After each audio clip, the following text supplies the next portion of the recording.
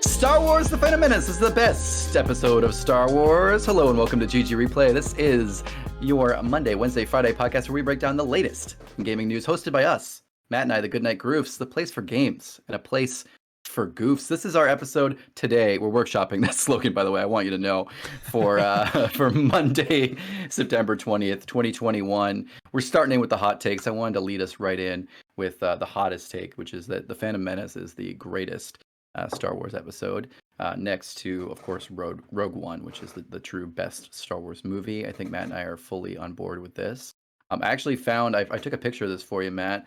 For those of you on the video portion of the show, I was in a small video store the other day that actually still sold like VHSs and stuff. Wow. And they had the VHS for the Phantom Menace there, the original VHS, which I owned as a youth. And I almost considered buying it for you, but I thought, well, what are we gonna do with that? You have enough junk. But Amazing. It made me think of you because I thought of you're the only one I know. Yeah, this is the only place on the internet where you'll find a unanimous decision on Star Wars: The Phantom Menace being The second best Star Wars movie, with Rogue One being number one, and all the rest being number three. All the rest far lower. I kind of do like episode 3, Revenge of the Sith. Yeah, that had a lot of great bits. I also liked episode 3, but I could take or leave Attack of the Clones. I don't like almost anything in that movie. Yeah, I will say that is probably my least favorite Star Wars movie. Yeah, I mean, except the great Padme and Anakin romance parts. Of course, those were amazing. That's those were the nearly made the entire pinnacle of cinema. All right, well, this is a gaming podcast, and we are here to talk about gaming news. Now, you know what? Today's a little light on gaming news, so we're coming in hot with some other interesting stuff to talk about. But we will break right into the episode because you know what? We value your time here at the GG Replay. Just a reminder before we get right into this hot goss. If you come across any necessary corrections in today's episode, please send them to ggreplayshow@gmail.com or head down to the YouTube comments below so we can address them in the next episode. Always good. Matt, I see you're drinking a Coca-Cola, not a Brad's drink today. You're getting a little bit different with it. I told Rachel about that the other day. For those of you who didn't listen to the last episode, Pepsi used to be called Brad's drink for a short 5-year period at its inception. And now we're calling it Brad's drink all the time. I have my GG Replay mug full of delicious coffee, if you can't tell from the energy level that is coming out of me right now. What are we talking here? Like just normal coffee, any sort of flavor going on? This is Tim Hortons instant coffee, premium roast. Big question, actually. How do you take your coffee? Excellent question. I think we've talked about this privately, but I don't remember. I take it. So if I go to, I take it. What I do at home with the instant coffee is I do 1 teaspoon of the instant coffee, like a big rounded teaspoon, and 1 teaspoon of sugar. Okay. But if I go to like a coffee place, I'll get it 2 sugars. That's what I ask for. So I think 1 at a coffee place is not enough. I like a little bit of sugar, and that's it. I don't do any dairy. How do you take your coffee? I'm pretty much the same exact way. I do 1 sugar. I can do it just black, and that's fine. I can drink a black coffee, but I would never ask for that. But if I get it, that's fine. Right. Yeah. Same. Like sometimes at home here, if we run out, I use Truvia. If we run out of a Truvia and I want coffee, I'm not gonna like run to the store for Truvia. I'll just have the coffee black. But yeah, I used to do a little bit like a little bit of milk in the coffee. I don't like that anymore. I like it without it. Yeah, totally fair. I like it. I like it mostly straight, but I need a little bit of something just to kind of take some of that edge off. Agreed. If anyone out there has any hot takes on Star Wars film rankings or how you take your coffee in the morning for a special little thing we're doing, wink, wink. I don't know. Feel free to email us at ggreplayshow@gmail.com. Engagement, I tell you, engagement. Well, Paul, tell the people how you used to do something with you had a really strong coffee. Like that used to be your thing. Yes. So at Starbucks for a long time, I had a Starbucks episode where I worked. I used to drink every day a triple espresso over ice. So it's 3 shots of espresso in a cup with ice, and that's the drink. Jesus Christ. And you just, ideally you want to just down that as fast as possible. And then you are good for hours. And it is some fun. And the first part of it is some good energy. I had a lot of fun with that. I actually recently did that again for the first time in a while. just because I'm kind of sick of every other Starbucks drink. I'm kind of sick of like the lattes right now.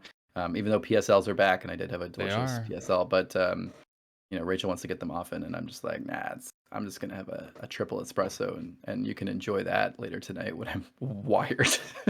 I'd be getting to know the restroom pretty well if I had one of those. That's totally fair. Totally fair. I think I'm okay for that. But if I have two, I have had a day where I had two, or I had one at night and one the next night, not at night, but like midday, and then one the next morning. That caused some pretty severe anxiety. Like I was like, I had to go to like Toronto the next day, and we were like right downtown, and it was like really busy, and I just felt like so like I was like an exposed nerve. I had too much coffee. This is bad. Oh my god. So that's be careful with triple espressos over ice. Yes. I learned that was a Mark Maron drink. That's what he always drank on the show. Maron was triple espresso over ice, enjoyed by former addicts. That's like what you do. Can't have any drugs. You just have a triple espresso. That'll do it. Oh, okay.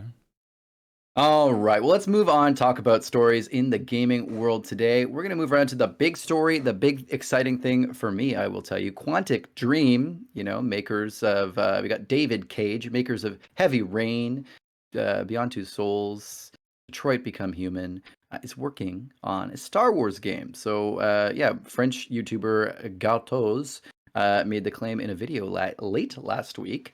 And that claim has since been corroborated by industry insider Tom Henderson. In an article on DualShockers, Tom Henderson further said that this inside source says the game has been in development for around 18 months, which is, I have not looked at the development timelines for other games in Quantic Dream, but I imagine that's like pretty far along, which is good to see. And Gatos claims that after Quantic Dream's 3-game contract ended with Sony, that's the previous 3 games I mentioned, they struck a deal with Disney, which is pretty interesting because, I think there's a lot of, desire for narrative games for these Disney properties, Marvel's, Star Wars, that kind of stuff. So pretty cool to see. Now, a little bit further, they have today, Kotaku source, Kotaku, indicated that the game may be more action-based than previous Quantum Dream titles. Like there actually might be gameplay in the game. And then it may contain open world and multiplayer aspects. Again, some actual gameplay beyond like press X now press it, and then you die. So, Quantic Dream has opened a new studio, second studio in Montreal earlier this year to work hand in hand with the Paris studio rather than have separate games. I'm already like a little on board with the Montreal studio. We've heard some pretty sketchy stuff coming out of the Paris studio the last few years with management and David Cage and some of the inappropriate behavior that may or may not be going on. Now, there was a recent legal case that was like an appeal that was overturned for a certain employee who was complaining about conduct. But on the flip side, there was also like still a lot of stuff where it's like, still seems like a weird place to work. So hopefully maybe opening a new studio in a different country, in fair Canada here might be a better spot for development. Matt, what do you think about this? How do you feel about Quantic Dream games? Are you excited for a Star Wars Quantic Dream game? I have a weird relationship with Quantic Dream games. So I didn't play any of them until much later. When I first got my PS4, which was, I don't know what that was now, maybe 2016 or something like that. Yeah. I went all in on the PlayStation exclusive titles. So part of that was the bundle that was Heavy Rain and Beyond Two Souls together. Played Heavy Rain, thought I would love that game. Seems right up my alley. Yeah. With all the Heavy Rain and whatnot. Nice noir detective. Yeah, and I think the game is absolute utter shit. I think Heavy Rain is a terrible, terrible game. It's a terrible story. The voice acting is terrible. The gameplay is just awful. It is. I think it's objectively a really bad video game, and I don't understand why it gets all the love that it does. I really don't. Yeah. And then I think Beyond Two Souls is a much better game. I actually really love Beyond Two Souls. I might like it better than Detroit. I thought Detroit was pretty good, and obviously, like technologically and gameplay wise, you can totally see how they are progressing, because I think as a game, Detroit is better. I just thought that Beyond Two Souls was a really unique story and a really unique concept. So I do really like that game. As far as a Star Wars game, I'm really curious to see what Quantic Dream can do as far as opening up the world, making it more action based, adding multiplayer. Like there's nothing we can go off of. Like we don't know how this would turn out because they haven't shown any of this in the past. So it's interesting. Now, opening a new studio means you're bringing in a whole bunch of new people. So it's going to be a bunch of people who've never worked on Quantic Dream games before coming in and now working on a Quantic Dream game. Star Wars, obviously, massive property, so do some things differently. I think this is a unique idea. I never would have thought that Quantic Dream would have got a Star Wars license. That just seems kind of weird to me. I never imagined they would get an IP like that wasn't their own. Right. I didn't think that David Cage would be interested in working with established IP, you know? And being told what kind of things are in the universe, what he's allowed to write. Yeah. Yeah. That's kind of interesting. So I wonder if he's like maybe not super hands-on this project. Cross my fingers, maybe, like just change it up a little bit. Yeah, which is probably a good thing because the worst parts of, like, let's be honest, the worst parts of the Quantic Dream games are the parts where it's David Cage being super like ham-fisted about things and just real awkward writing, awkward dialogue, awkward like. I mean, there's weird shower scenes in every single Quantic Dream game. Like that's always strange. So like, yeah. Hopefully we don't have a Star Wars shower scene. I don't know. Do they shower in Star Wars? I've never seen anyone clean themselves in Star Wars. Or like I've never even heard it really alluded to. But I'm probably a noob. I bet you someone will be like, "Oh, and actually, you don't even have to dig that far. In Empire Strikes Back, Leia has a bath." There you go. Yeah. That's probably true. I feel like on Hoth, you want to be having a lot of hot baths. So you know what? My take here. I mean, so I'll say, I feel like everyone really shits on, and I think there's valid reasons to shit on David Cage personally, but I feel like everyone really shits on. I loved Detroit. And I feel like every time I see someone talk about it on Reddit, it's always ham-fisted, worst writing. David Cage is the worst writer. This is like such a badly written game. I did not get that vibe at all. Now, I will say my first Quantic Dream game I played was Detroit, and then went back and tried to play Beyond Two Souls. For me, I didn't enjoy it that way, but only because I think the seamless, the way that the movement and the game flowed, like visually for me on Detroit, worked really, really well. It felt very next gen, it felt like this gen almost some of the lighting and some of the things and the way it flowed. If you weren't looking for invisible walls, it tricked you into feeling like it was this very, very futury experience, which I thought was really, really cool. And then going to play Beyond Two Souls, which is like clearly good, is more of a game. I felt actually weirdly it was played a bit more, and like playing with like the creature thing or whatever in the beginning, it was kind of janky for me and threw me off, and I just didn't. I should go back to it at some point, but it didn't super sell me. So yeah, I feel like, obviously there's stilted writing and things like that, but I mostly liked it. I'm okay with more of this kind of stuff. I'm a little hesitant about more gameplay though. I kind of like the way they play. I like knowing what I'm getting is like I like having these choices matter narrative stories where you just walk through and you're on rails, but your choice kind of has something to do with it. And you're obviously allowed to walk a little bit more freely in open areas where you're just kind of chatting. I really, really, really like that as someone who's not as good at games and kind of enjoys that experience. So yeah, give me more moving visual novels like that.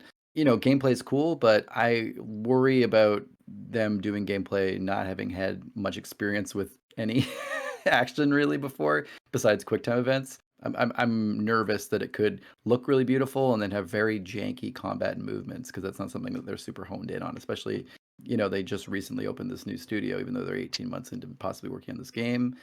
So like maybe this is something the old studio's working on more, which, is that something that is a strength for them? I don't know.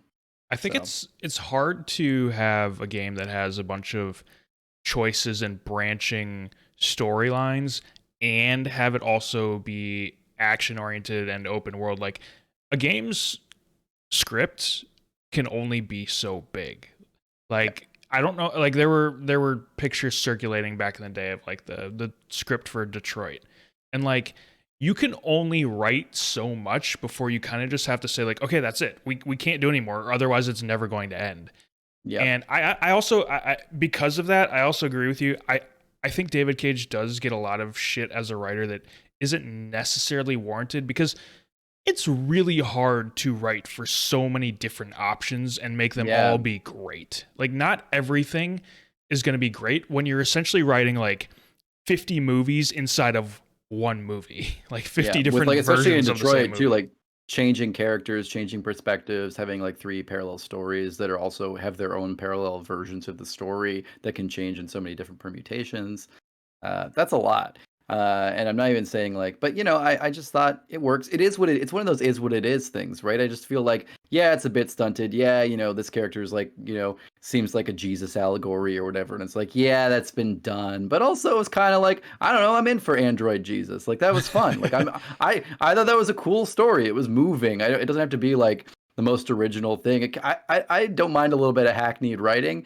I just feel like everyone's like, we'll throw it out because it's too on the nose. Things can be on the nose, okay? Like relax, everyone. Yeah, it's not like the stuff that people love in movies and books aren't often right on the nose as well. Right. Like I just feel like it's not, speaking of my raccoon on my shirt, I just feel like it's not trash. I don't think it's trash writing. Like I feel like some people say. I think it's just like kind of cliche, which, eh. Even if it's not the best writing in the world, at least they're like taking a stab at putting narrative into video games. Because to be honest, for so long that was such an afterthought in video games until like the late 2000s, to be honest, around the time of Heavy Rain. Yeah. And that sort of brought this idea that like, no, games can also have interesting stories. And we're not. And sometimes that story can be the focus over gameplay. Yeah, Like, exactly. we can make something that is, it doesn't have to be, every game doesn't have to be the same thing. This can be an immersive, like interactive experience that isn't necessarily a game per se. Yeah. In the same way. Exactly. So overall, like this is interesting. Although to be honest, I would have preferred a unique new original IP from Quantic Dream, because I just think that whether the writing is good or not, you can have any opinion on that. The concepts and the ideas from the highest level are usually still interesting. Like I think that's pretty objective. They're usually interesting ideas. Yeah, I agree. I think there's very interesting stuff from higher level. Hopefully they can inject something interesting and unique into Star Wars. It's like maybe they can take an interesting concept and put that into the Star Wars universe, right? So hopefully, I will say as a last point that speaking of Star Wars being the IP that they're taking on, I feel like a lot of Star Wars writing, in fact, the original, pretty hackneyed, pretty cliche, pretty on the nose, a lot of homages to other stuff. So, I mean, I don't know. I think it almost kind of fits to have Quantic Dream and David Cage write Star Wars. I think that's kind of what Star Wars is built on. True. I think just in general, it's really nice to see new studios now having a shot at Star Wars. Now that the EA exclusivity is over with, and people can actually try their hand at Star Wars. So that's exciting. Yeah. What was the quote I saw the other day? Is that EA, the worst problem about EA Star Wars games is that they don't make any. Yeah, that was the wasted license is that'll. I hope there could be a book about that, to be honest. Yeah, absolutely. It's an insane story. Yeah, it is. All right, let's move on. We talked about it for a while because it's friggin' interesting, but we'll move on to something that might excite Matt a little bit too. Marianne Hayden, senior cinematic animator at Naughty Dog, announced on Twitter that the mocap sessions are underway. Now, in the photo of her post, Hayden is wearing a shirt for The Last of Us Part 2. What do we think this could be? Matt, give us your rundown of what it could be and what you think it might be, because I will say, I mean, my first thought is factions, just because that seems to be the rumored multiplayer project, right? Because that's what they're talking about a lot. But I think there could be a lot of things, right? Naughty Dog is a big studio, and I think they're working on more than one thing.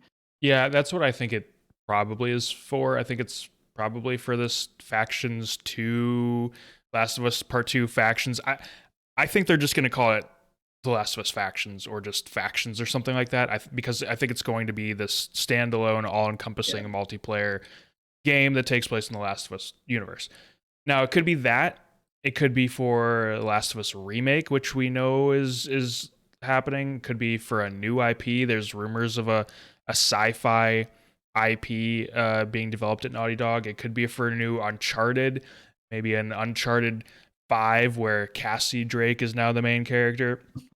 who really knows? It's really hard to tell. Naughty Dog is always doing interesting things, but I think that this is likely for factions. Neither of the actors in the photo with her, at least to me, were recognizable. I didn't see anyone mention anything about them, so they're not like people that we know have worked in these other franchises necessarily before that would shine a light on anything. But yeah, if I had to guess, I think it's for this potentially very large factions project that we pretty much know is coming at some point.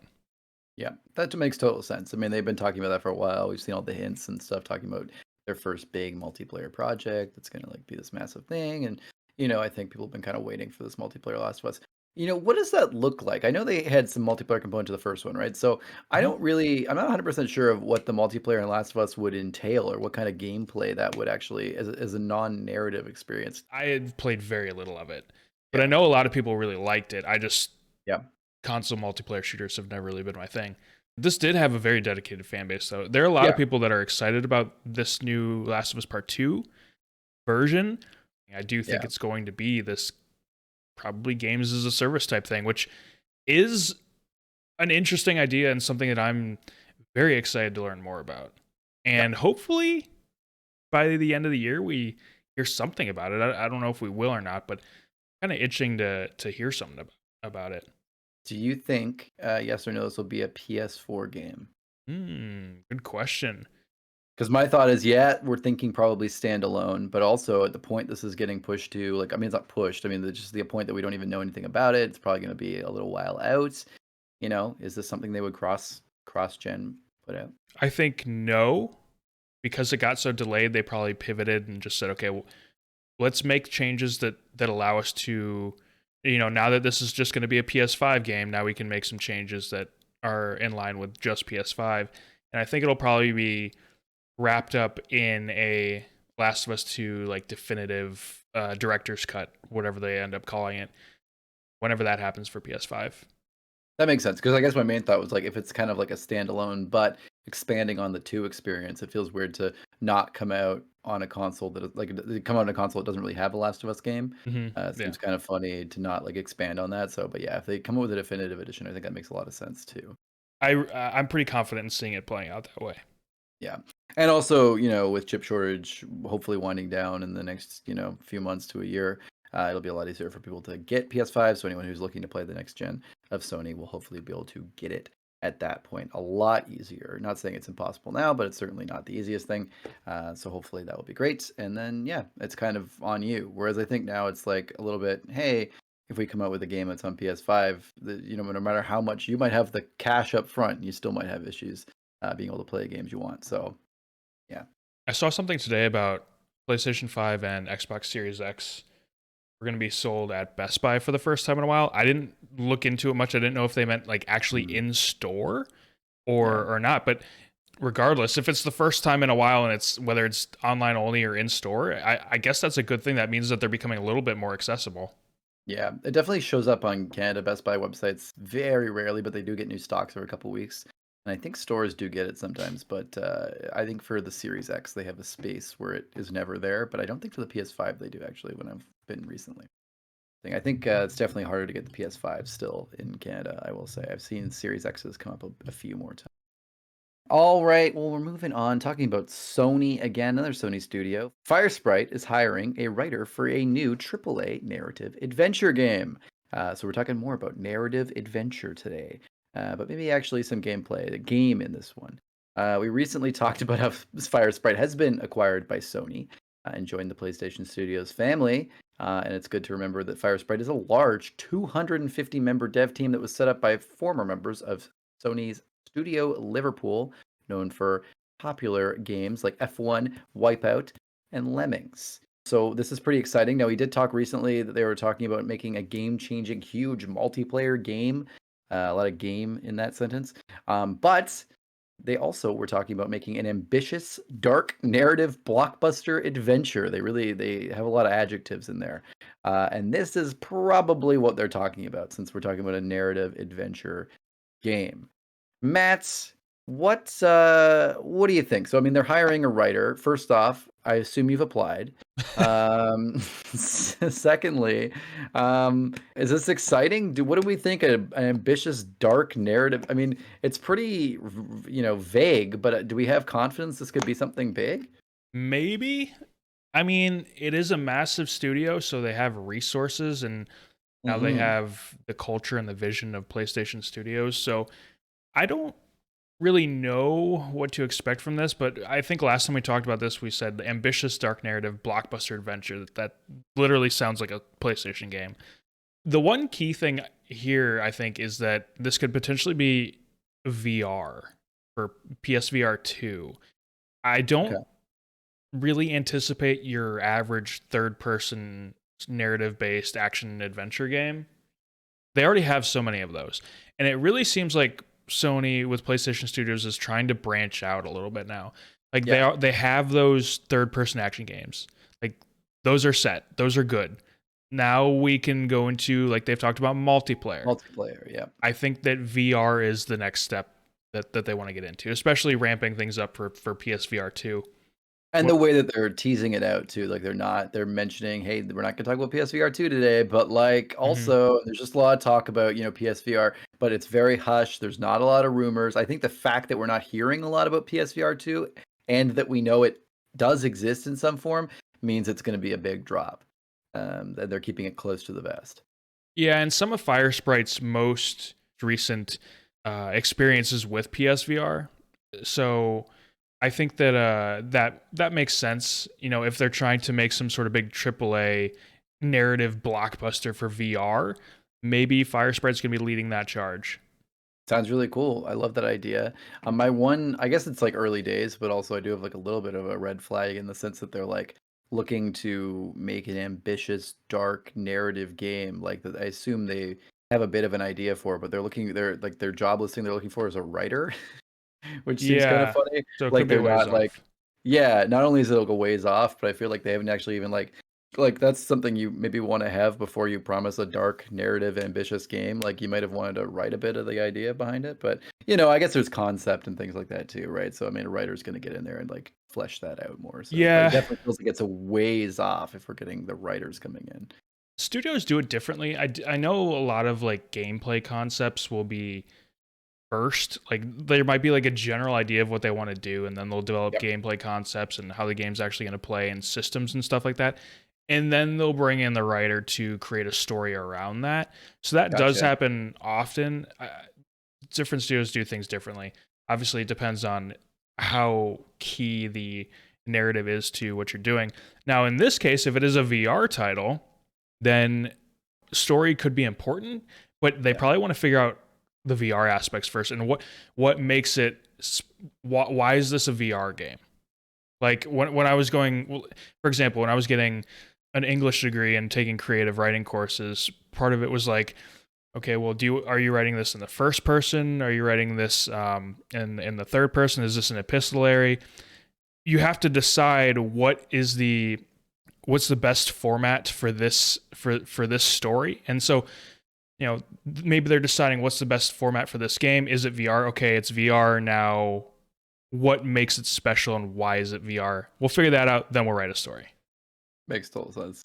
Yeah, I think that's a good idea. It's a fair point to bring up. I think if you're making, I've said this before, if you're making a VR game, I think that you need to explain why. You need to like show why it's a VR game in the game. Like, I mean, I think there's a lot of experiences in VR that are not. You could have done this anywhere. Really take, make use of those resources. So that'll be cool to see. Hopefully, if that is happening.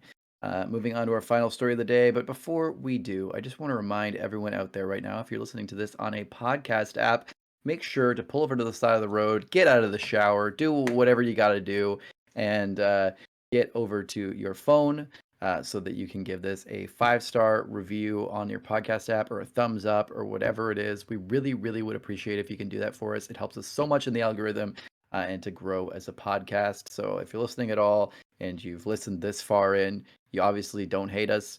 If you can give us a little kudos, that would be really, really appreciated. All right, moving on to our final story of the day. The Pokemon Company revealed Pokemon TCG Live App, a new mobile and PC app to play the trading card game. Pretty cool. I think there was a system before, Hmm. Pokemon Trading Card Game Online, which will be shutting down as this app replaces it. So this new game will be free to play, but likely will include monetization. I mean, most digital card games do have that factor if you look at Magic or Hearthstone or anything like that. And the game will soft launch here in Canada on mobile devices later this year, but will be available globally on PC.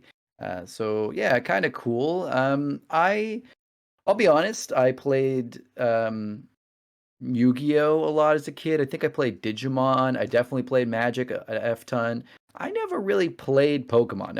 I collected Pokemon cards as a kid, but I never played it, which is funny because I actually think the gameplay for Pokemon is kind of similar to like Magic and pretty cool, like the elements and stuff like that.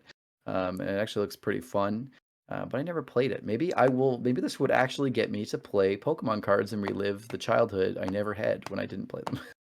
Yeah, Pokemon as a card game is a little bit different. When I was a kid, we played it a little bit, but for me, it was more about collecting the cards. Yeah. I played Yu-Gi-Oh more so like as the actual card game. Unlike That was great you, with Yu-Gi-Oh because they explain how to play the game in the show, yeah, which that's like true. they're playing the game in the show, so it really gives you that fantasy of you're doing what they're doing. Yeah, Which yeah, Pokemon cards felt weird because I was like playing with cardboard versions of the Pokemon. yeah, that's true. Even though they would break the rules early on in the show, I feel like they got better later on. But I never played Magic really like you did. I didn't play any Magic until what's the new digital version, Magic Arena? MTG Arena, yeah. Yeah, so I've played that like a very little bit. Played a lot of Hearthstone over the last 5 or so years, or You played a however lot of long it's been. Hearthstone. Yeah, I've played Yeah. a lot of Hearthstone. I really like Hearthstone. I think it's probably my favorite card game in that sense. Played a little bit of Legends of Runeterra. Really like it. It's Me just too. since I'm an idiot, it's a little complicated for me. They really do spend a lot of time like Magic, where like you resolve certain things in order and stuff like that, kind of like Magic, which is it's weird to see in like a digital card game. You have to like think about stuff a little bit more in like the order of turns. I don't like in card games. I don't like how like I can have an offensive turn and then there's a defensive turn. It's just Yeah. it's too many turns. That's why I like Hearthstone, where it's like it's my turn, I do all my stuff. Your turn, you do all your stuff, and it's not like this back and forth. I understand there's more strategy in the other stuff, and Hmm. now Hearthstone, especially nowadays, has a lot of RNG to it.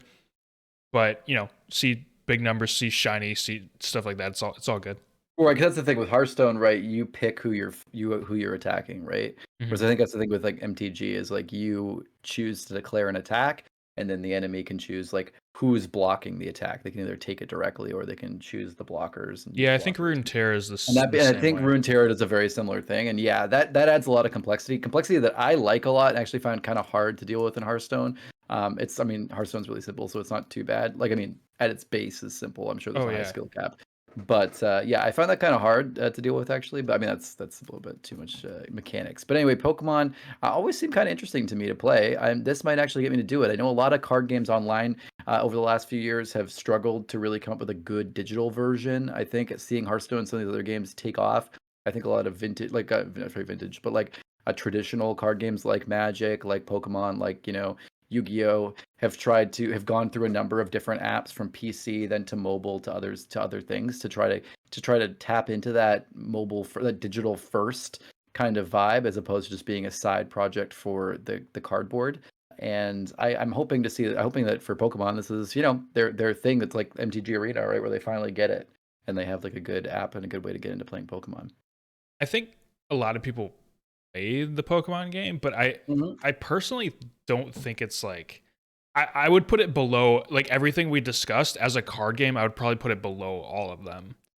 I don't know why someone would choose to play Pokemon over some of those other ones. I just think, Pokemon, that's why. I guess, yeah, I just think like Magic is such a well crafted card It game, is. and Legends of Runeterra is such a smart card game. If you were so for anyone who was like interested in trying a digital card game and hasn't, I would recommend Legends of Runeterra. If you go to that first from having nothing, like going to that from Hearthstone is what made it difficult for me. And then also apparently Legends of Runeterra is the most free to play friendly, so I would go for that if you're making a decision like that. But yeah, I don't know. This Pokemon thing, it's weird. They had an app before. I didn't check it out. I didn't look into it. I don't Yeah, know it's like if it's yeah. this great overhaul or what. It's like I said, I think a lot of these companies, Magic had an app before MTG Arena. A lot of them had apps that were like meant to be, Hearthstone, but couldn't do it. And I think a lot of them have finally kind of found their footing and what makes them different and have made apps that work better. Again, like MTG Arena is different than Hearthstone is different than Legends of Runeterra. And I think hopefully this Pokemon game could do that too. I think there is complexity to the Pokemon game. I am not aware of how, but I know that like the element systems and things like that can, provide some level of complexity. I know a lot of people love the characters and the art style and things like that. So, if that's something you're looking for, I think that's a cool thing to do. I just want a card game. I don't know. Maybe I think there's like Yu-Gi-Oh console games or something that do this, but I want a card game that does like in Yu-Gi-Oh, where when you play your cards, you get like crazy avatars on the screen of the characters. Yeah, That would some be Yu-Gi-Oh cool. games did that. I want like just like a free to play open non-narrative Yu-Gi-Oh game or something that does that. That'd be really sick. Versus having to like play a friggin' story for it. Just make it Yeah. every card has a visual. It'd be cool playing Hearthstone and then all of a sudden like a goblin pops up on top of the card and is standing on the card or something. That'd be so cool. I know that's off topic, but that'd be that would I really get mean, me back into it. that's almost like auto chess and like Dota Underlords and stuff. You're 100% right. That's very similar to playing like an auto chess or something, which I have been, by the way, playing Dota Underlords again recently, and it's a friggin' blast. Nice. A lot of fun. I prefer Teamfight Tactics, but I'm trying to like play less Riot games lately. All right. Well, you know what, Matt? That is going to be it for today's GG replay. We talked a lot, but realistically, it wasn't a whole lot to talk about. I think we had some great discussion though, and hopefully everyone who got bored can skip ahead for all of that. Now, before anyone heads out for the day, just have a couple little things to tell you. First off, if you enjoyed this podcast, we do have an entire website, goodnightgroofs.com, where we have a blog and videos and podcasts, including this one and including Game Groofs, our all-encompassing gaming podcast, which always comes out on Sunday. So if you did not listen to Game Groofs yet, make sure to head over to our website and listen to that ASAP. I think our only weekday that we don't have anything coming out on is Tuesday. So, tomorrow you can listen to Game Groofs, and then you'll have new stuff to listen to the rest of the week, which is pretty cool. In addition, we also have links to all of our socials, TikTok, Instagram, all the good stuff, Twitter. So definitely head over there to check out all that stuff. There is exclusive content we do post there here and there. And also, if you're feeling very generous and you like what we do have a Patreon, patreon.com/goodnightgroofs. We have a $1, $3, and $5 tier. The $3 tier is probably the best value, and that gives you early access to Game Groofs, the all-encompassing gaming podcast, on a Friday instead of on the Sunday. So you get it a little bit earlier. You can coast into the weekend listening to Game Groofs, or maybe enjoy that Saturday while you're cleaning the house. I don't know what you all do on your Saturdays, but you could, and it would be fun. So if you feel generous, we even just have a $1, like I said, just as like a little tip to keep us going and maybe help us push us along to be able to make more fantastic content for y'all out there. Matt, do you have anything else to say before we head out for the rest of the day? I'm just gonna go press X to Jason. I don't get that one. What's that? It's a heavy rain thing, like when he's looking for Jason running through the mall. The button prompt is press X to Jason. Right, you're so right. Jokes are always funnier when I ask you to explain them. All right, that's going to be it for today's GG Replay for Monday, September 20th, 2021. If you're in Canada, get out and vote. Today is our federal election.